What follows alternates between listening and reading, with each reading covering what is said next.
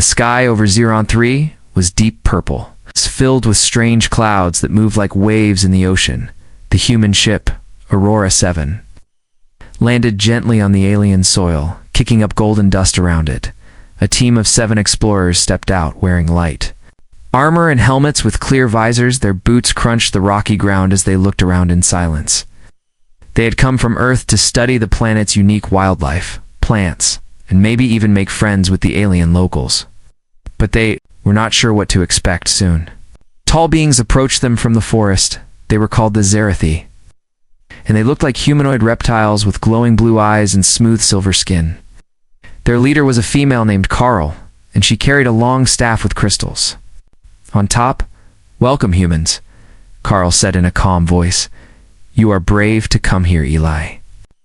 The youngest human on the team stepped forward and nodded. "Thank you. We are here to learn," he said, smiling. Kira looked at him for a moment longer than the others, as if she sensed something unusual. Then she turned to the rest of the group and raised her staff. "You may explore our lands," she said, "but never, ever enter the northern jungle." The humans looked at each other, surprised. "Why?" asked Commander Harris, the leader of the team. Carl's eyes became serious, and her voice grew cold. "Because that is where the apex lives," she said. "No one who goes there ever comes back." The word apex made the air feel heavy. Even the Zerathi guards behind Carl looked uneasy. "Apex?" Ailey asked softly. Carl turned to him, her face hard to read. "It is the top predator of this world," she said. "Smart, strong, and deadly. Even our best warriors fear it." She paused, then added, "Respect our warning, or you will die with that." Zerathi turned and vanished into the forest. Leaving the humans in silence, the team set up their camp near a river, where the trees had silver leaves and the air smelled sweet. The atmosphere was calm, but the warning still echoed in everyone's minds. Later that night, while the others were asleep, Eli sat outside, staring at the glowing jungle. He was different from the rest. He wasn't just a soldier or a scientist. He was a listener, a dreamer, someone who believed there was more to danger than fear. He opened his tablet and looked at the map. The northern jungle was marked in red. "Forbidden," he whispered to himself. "Why would a creature kill, but not leave the area? What keeps it there?" Eli wasn't just curious. He felt drawn, like something was calling him. He stood up slowly, grabbed his pack, and began walking quietly, careful not to wake the others. The forest grew darker and stranger the further he went. Trees were taller, with glowing vines and flowers that pulsed like breathing lights. Strange sounds filled the air, hisses, clicks, and distant growls, but Eli didn't turn back. He felt no fear, only fascination. Suddenly he stopped. He had reached the edge of the red zone, the start of the northern jungle there. A massive footprint was pressed into the dirt, larger than a man next to it. Broken trees and deep claw marks. Something big had passed through recently. He bent down and touched the claw marks, still fresh, still sharp, behind him. A drone hovered silently, recording everything inside a hidden chamber far away. Carl watched the footage on a crystal screen. Her eyes widened. "That human," she said softly. "He entered the apex zone. Alone?" She turned to her assistant. "Follow him, but do not interfere," she ordered. "I want to see what happens next." Back in the jungle, Eli moved deeper. The air became thick, and every sound seemed louder. He could feel something watching him, and then he heard it, a low, deep growl. It came from behind a thick wall of trees. Eli froze, heart pounding. From the shadows, a pair of glowing red eyes appeared. The creature stepped forward, tall, muscular, covered in dark fur and armored scales. It was the apex. Its jaws opened slightly, sharp teeth gleaming. It growled again, low and rumbling, but it didn't charge. Eli stood still, his hands open and empty. He didn't run, he didn't scream. The beast came closer, sniffed the air, then stared at him. Eli whispered, "I'm not here to fight." The beast tilted its head, confused. It sniffed again, and slowly backed away. Disappearing into the trees, Eli exhaled slowly. He was still alive. Carl, watching from afar, stood up in shock. "It didn't kill him," she said, almost whispering. "But why?" The jungle, the humans, the apex. Something was changing. And Eli was at the center of it all. Asterisk, the jungle did not sleep. It breathed. It moved. It watched. And in the middle of that living forest, a human stood where no one had ever stood before. And lived, Eli had just faced the most feared creature on the planet, the apex, and it had. Walked away, he didn't tell his team when he returned to camp before sunrise. He simply lay down and stared at the roof of his tent, wide awake. 1. Question burned in his mind, why didn't it kill me? 1,000 miles away, Carl watched the footage again and again. She zoomed in on Eli's calm posture, the apex's slow retreat. No claws, no blood, no death. This makes no sense, she muttered. Beside her, Elder Vorek hissed in disbelief. The apex does not spare prey, he said. Carl narrowed her eyes. Maybe he wasn't prey the next day. Eli walked with the team as if nothing had happened, but inside, he was already planning his return. This time, not just to observe, but to try something no one had dared before. He carried a small pack with dried meat and water when the others were distracted, cataloging alien insects. Eli slipped away. His footsteps were light, his eyes sharp. He followed the same trail back to the red zone, but this time, the apex was already waiting. The creature emerged from the trees like a shadow turning solid. Its eyes glowed red. Its breath came in deep growls. Eli's heart raced, but he didn't move. He slowly reached into his bag, pulled out the dried meat, and placed it on a flat rock. Then he stepped back 3 paces, hands open. The apex didn't attack. It sniffed the air, walked forward slowly, and sniffed the offering. It looked at Eli for a long moment, then snapped the meat up in one bite. Still, it did not leave. Eli sat down on the ground, cross-legged. He didn't speak. He just watched the creature and let it watch him back. For 1 hour, they sat like that, in a silent circle of trust. Then the apex turned and melted back into the jungle still. No attack from the trees above. A tiny observation drone recorded everything. Krell watched the scene with silent awe. Her mind raced with questions. Has he bonded with it? The next few days, Eli returned again and again, each time bringing food, each time sitting closer. Each time staying longer. The apex, once the most feared creature on Xeron 3, now waited for him. It began to recognize his scent. His voice, even his body language, it no longer growled when he came near. Sometimes it let him stand just a few feet away. Eli named it Shade, thought, because it moved like one, quiet, fast, and unseen. One afternoon, as Eli gently extended his hand, Shade lowered its massive head and sniffed his fingers. Then, to Eli's shock, the beast pressed its forehead lightly against his hand, a gesture of peace, maybe curiosity, maybe something more. Behind a nearby tree, Carol stepped out of hiding. Her eyes wide. You're insane, she said quietly. Lee turned slowly, not surprised he had sensed her days ago. In your spying, he replied with a small smile. Carl didn't laugh. You know what that thing is capable of? She said. Why aren't you afraid? Eli looked back at Shade, who sat calmly like a giant cat. Fear builds walls, he said. I came to build a bridge. Carl stared at him, then at the beast. It looked at her, too, but didn't growl, just watched. Silently, no one in our history has stood this close to the apex, she said, and lived. Maybe it was never about living. Eli said, maybe it was about listening. Shade blinked slowly, and turned and walked into the trees. Not out of fear, but as if giving them space. As if understanding the conversation, Carl whispered, You're changing everything, Eli. Looked at her, calm and sure. I'm just listening to something you all stopped hearing a long time ago.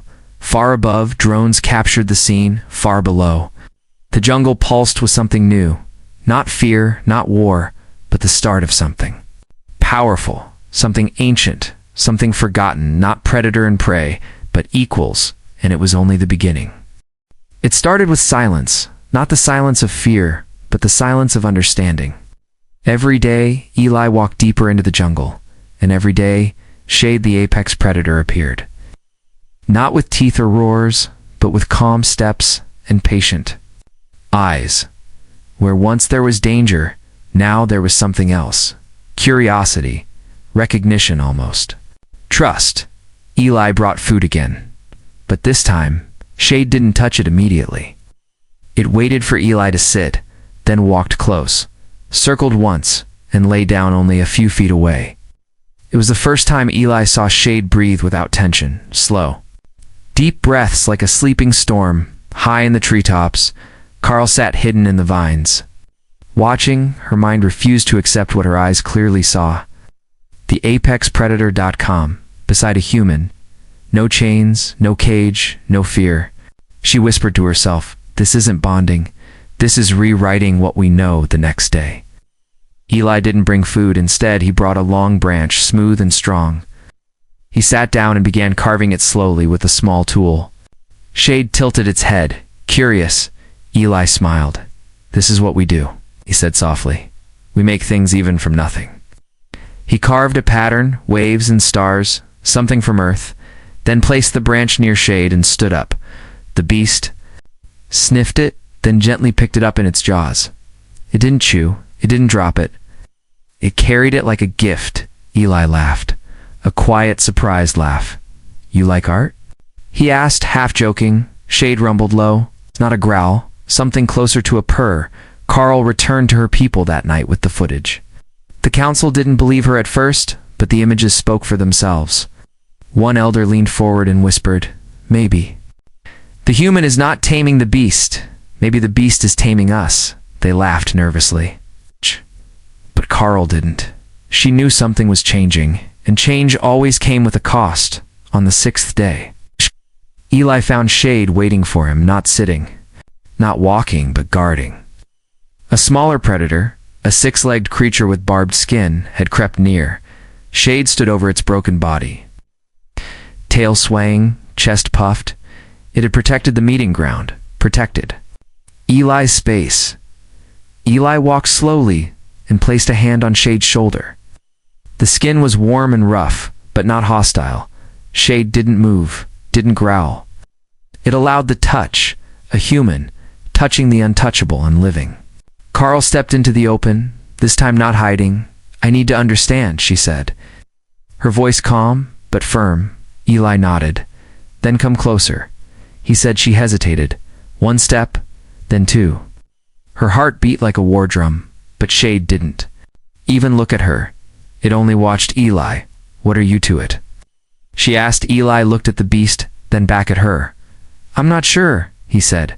"Maybe." A voice it didn't know it wanted to hear. Carl sat beside him, eyes still on the apex. "Do you know what this means?" she whispered. "If it accepts you, others might too." Shade turned its head slowly, now looking at her. "No threat, no growl, just silence," Carl whispered. "It sees me." Eli nodded. "Yes, but now you need to see it too." Far above, thunder rolled through the alien clouds. A storm was coming, not from the sky, but from the truth that the most dangerous creature on Xeron 3 might not be a monster at all, and that the real danger was refusing to believe it. That night, Shade didn't return to the forest. It stayed near the edge, where the trees met the human camp, watching, guarding, waiting, and in his tent. Eli carved a new pattern into a fresh branch, this time 2 figures, 1 human, 1 beast, walking side by side. Not predator and prey, but partners, and the bond had only just begun. Shade did not bow, Shade did not obey. Shade chose, and that was exactly why Eli's mission had become something more than science. More than survival, it had become a bond based not on control, but choice. Each morning, the giant predator waited for him at the forest edge, its red eyes scanning the horizon, tail slow and calm. Eli walked with open hands. No weapons, no fear, and every time Shade took 1 step closer, he began to test small actions, not orders, requests. He would raise his hand and say, "Sit," and Shade would tilt its head. Confused, the first time it worked, it was by accident. Eli slipped on a vine, fell backward. Shade rushed forward, growling, ready to attack whatever had hurt him. But when it saw Eli laughing, sitting on the ground unharmed, Shade sat too, right beside him. Eli grinned. "That counts," he whispered. The training continued. He used body gestures, sounds, and simple motions. Sit, stay, follow, stop. It wasn't fast, it wasn't perfect, but it was real. Carl began to join the sessions. At first, from a distance, then slowly, closer. She watched in awe as Shade responded. Not like a pet, but like a soldier learning a new language. One afternoon, Eli threw a metal disc into the tall grass. Shade stared at it, unmoving. Eli pointed. "Bring it," he said. Shade stood up, walked to the disc, stared again, then gently picked it up in its mouth and returned. It dropped it at Eli's feet and stepped back. Carl couldn't believe it. That was a direct response to a command. She said, her voice low. Eli nodded. It learns faster when there's trust. But trust alone wouldn't protect them. Not when danger came from outside the jungle. News had spread. Footage of Shade and Eli had leaked into both human and Zerathi networks. Some saw it as hope, others as a threat inside the human base. Commander Harris slammed his fist on the table. "You're training a killing machine," he said. Eli stood calm. "No," he said. "I'm showing it how not to kill." On the other side of the world, Zerathi. Elders debated in whispers. "It is unnatural," one said. "It is dangerous," said another. Carol raised her voice. "No, it is a mirror. It shows us what we failed to see, that monsters reflect how you treat them." Back in the jungle, the bond deepened. Shade began to understand Eli's tone. It sensed calm, alertness, even humor. It would nudge him gently when he was quiet. Too long, it would growl low when something approached from behind. But it was not just learning from Eli, it was teaching as well.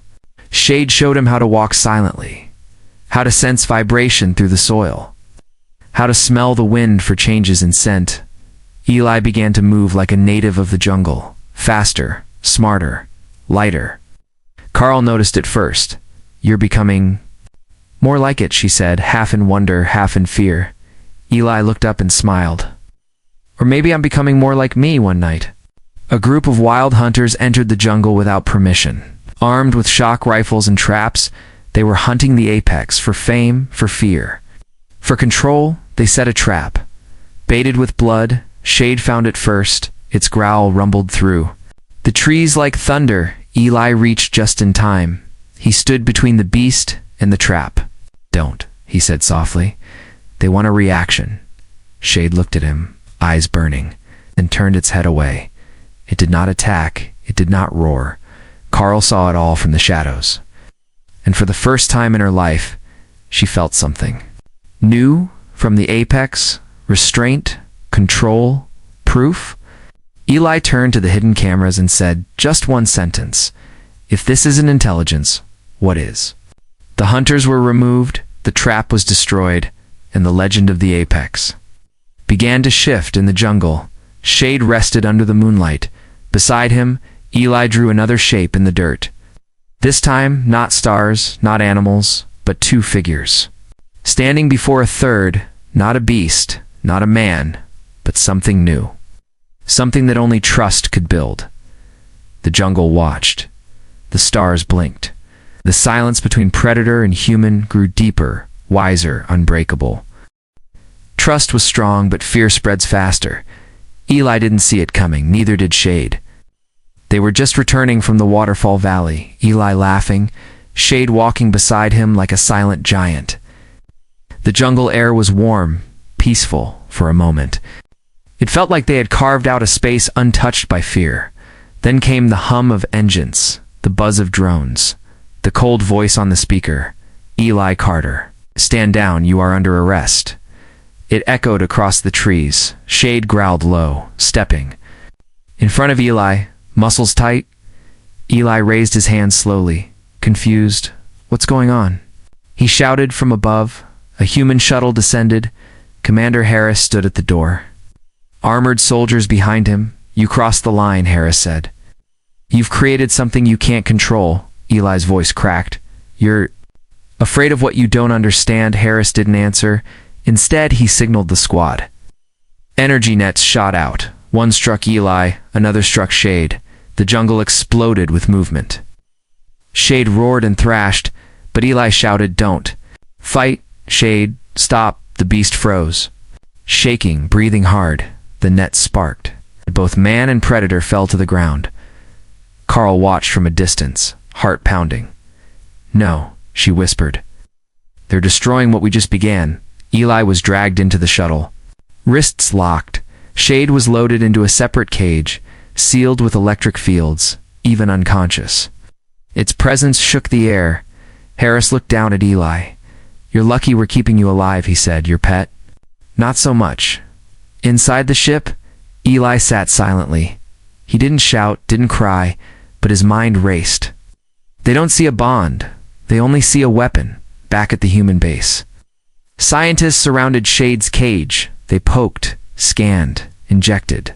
Observed, Shade didn't move, but its eyes were open, watching everything. Waiting, Carl made her choice. She walked into the human base without permission. Guards stopped her, but she raised her voice. "Calm and fierce, I come not as a diplomat," she said. "I come as a witness. And you are making a terrible mistake." She found Eli locked in. "A small room," he looked up, eyes tired. "They think I'm the danger?" he said. Carl nodded slowly. "I know," she replied. "But they are wrong." She leaned in close. "They plan to kill Shade in 2 days. They call it an execution for safety." Eli stood slowly, his fists clenched. "No," he said. "We're getting him out that night." Under the glow of twin moons, Carl and Eli moved through shadows. She had memorized the guard routes. He had built the trust of Shade. They reached the lab where the beast was held. Eli stepped in front of the cage. "Shade," he whispered, "I'm here." The beast stood, its eyes locking onto him, soft. Growl, steady breath, recognition. Carl deactivated the outer field. Alarms began to blink. Eli opened the cage.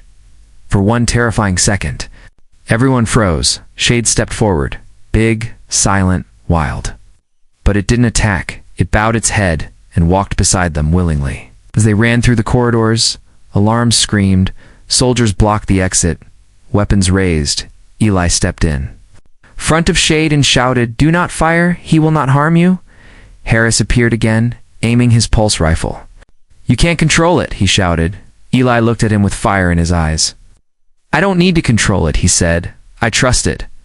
Harris hesitated, and in that moment of doubt, Carl hit the emergency override. The doors opened, and the jungle welcomed them back. They vanished into the night, man, alien, and beast, running not just from fear, but toward something bigger. The betrayal had come, but so had the proof. Shade did not kill, did not lash out. It followed, it chose, and now the world would have to decide what that meant. Because the most dangerous predator on the planet had just made a friend, and friends fight to protect what matters. The war wasn't coming. It had already begun. Asterisk, it wasn't just an escape. It was a message. The jungle had taken Eli back. The apex had walked free. And every camera that caught it, every signal that streamed it sent shockwaves through to worlds. On Earth, the media split in half. "Human tames monster," shouted one screen. "Man sides with alien beast," warned another. Some called Eli a hero, others called him dangerous. In the skies above Xeron 3, warships gathered, not to talk, but to prepare. Inside a hidden part of the jungle, Eli, Carl, and Shade watched the lights above grow brighter each night.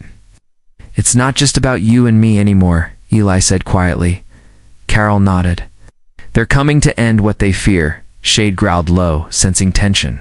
Not hunger, not hunting, just pressure. Eli stood and looked at Carl. "There's only one way to stop this," he said. "I need to prove that Shade is more than a weapon." Carl raised an eyebrow. "How?" Eli stepped forward, eyes steady. "Let them see. Let the council, the generals, the scientists, let them watch him complete a task. Peaceful. Difficult, impossible for a beast." Carl hesitated. That could work. Or it could get you both killed. Eli looked at Shade, who simply sat watching the sky.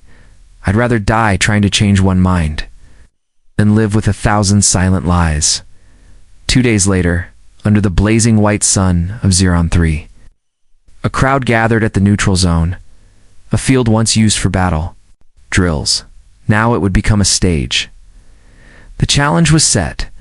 Shade would enter a maze of towers and shifting floors.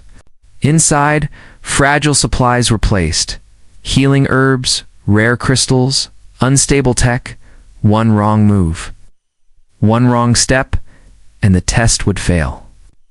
The goal: retrieve a single glowing beacon from the center and return it without breaking anything, without harming anyone. A test of discipline, not strength. A test no wild predator had ever passed. Eli stood at the gate with Shade. He whispered, "You don't have to do this, if you trust me. Go." Shade looked at him once, then walked forward. The gate closed behind him. Silence fell. Hundreds watched. Humans, Zerathi, drones, satellites, all waiting, all ready to judge. Shade moved slowly. Each step measured. It sniffed the ground, studied the wind. It paused before every turn, watching for traps. Inside the control tower, one general muttered, "This isn't behavior, this is thought." The apex reached the center, picked up the beacon with gentle jaws, and began the return, a floating camera followed every move. At one point, a sudden shift in the floor sent crates tumbling. Shade leapt sideways, not to save himself, but to block the falling objects from crashing into the herbs. The audience gasped. Shade placed the beacon down at the finish, unharmed. The silence broke into murmurs, then disbelief, then applause. Eli stepped forward, tears in his eyes. He placed a hand on Shade's shoulder and whispered, "You did it." From the viewing tower, Carol turned to the council. "Well," she said. One elder spoke slowly. "This creature is no longer what we thought." Another added, "Perhaps it never was." The general from Earth stood and folded his arms. "It followed orders," he said.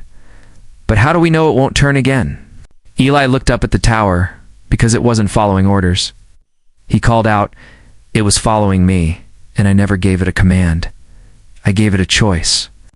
Carl stepped beside him, and it chose peace, that night, around the campfires. The story was retold again and again, of the beast who was supposed to kill, but chose not to, of the human who believed in it, even when no one else did, and though not every voice was changed. Something powerful had begun to shift. The question was no longer what is the apex capable of, but instead what are we capable of, if we listen before we fear. The jungle was quiet again, but not silent. It waited, because the final chapter was still to come. And the real challenge was not what the beast could do, but what the world would now choose to become. It didn't begin with war. It began with a choice. And now, everything was different. Not because of power, not because of weapons, but because one human reached out, and one beast reached back. The council did not speak for a long time after. The trial, the generals returned to their ships. Silent, even the jungle felt quieter, as if holding its breath. Eli stood beside Shade near the river, the same river where the journey had begun. He placed a hand on the beast's shoulder. "We changed something," he whispered. Shade blinked slowly, with fear, but calm. Carl walked toward them, holding a message crystal. "The vote is in," she said. "The verdict: no extermination. No more hunting, no more fear." Eli exhaled slowly. "That's good," he said. Carl added, "But not everyone agrees. Some still call it luck, a trick, temporary." Eli nodded. "They may never understand." Then he looked at her with quiet strength.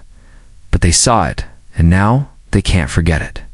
Shade stepped forward, looking at both of them, then turned toward the jungle and let out a deep, long sound. Not a roar, not a cry, something else. It echoed for miles, and deep in the forest, shadows moved, other predators, other apex creatures. Appearing slowly from the trees, they didn't charge, they didn't growl. They simply stood and watched, dozens of them, silent, alert, aware. Carl stepped back, eyes wide. "They answered his call?" she whispered. Eli stood still. No, not a call, he said. A signal that something has changed. He stepped forward and raised both hands. The beasts didn't move, didn't run, they just stayed, and that moment became more than proof. It became history. A single human had walked into fear, and walked out with something no army could win: respect. In the days that followed, new paths were opened. Human and zero-the scientists studied. Side by side, predators once feared became partners. Beasts once hunted now walked beside explorers. No chains, no cages, only choice. Eli and Shade traveled across the planet, teaching, listening, watching, not giving commands, but showing what was possible when fear was replaced by understanding. In the Great Hall of the United Council, a statue was built, not of a warrior, not of a hero, but of two figures, one human, one beast, standing side by side. Carl stood before the sculpture and whispered to her younger students, "Do you know what made him powerful?" They guessed, "Courage? Knowledge? Luck?" She smiled softly. "No," she said, "connection. Eli was not the strongest, not the fastest, not the loudest, but he had the one gift no one expected, the ability to see what others feared, and offer his hand anyway. That was the real strength. Of humanity, not domination, but empathy, not control, but choice. And the galaxy would never be the same. Under the stars of Xeron 3, Shade lay beside the river. Old now, quiet, peaceful, Eli sat next to him, sketching once more in the dirt. He drew three shapes: a man, a beast, and a world between them, not separate, but united. The wind moved through the trees like a voice, not a warning, not a threat, but a whisper of hope, because in the end, it wasn't about taming the predator, it was about understanding it and letting it understand you. That was the human way, the powerful way. It's a way that turned a monster into a friend, and fear into a future.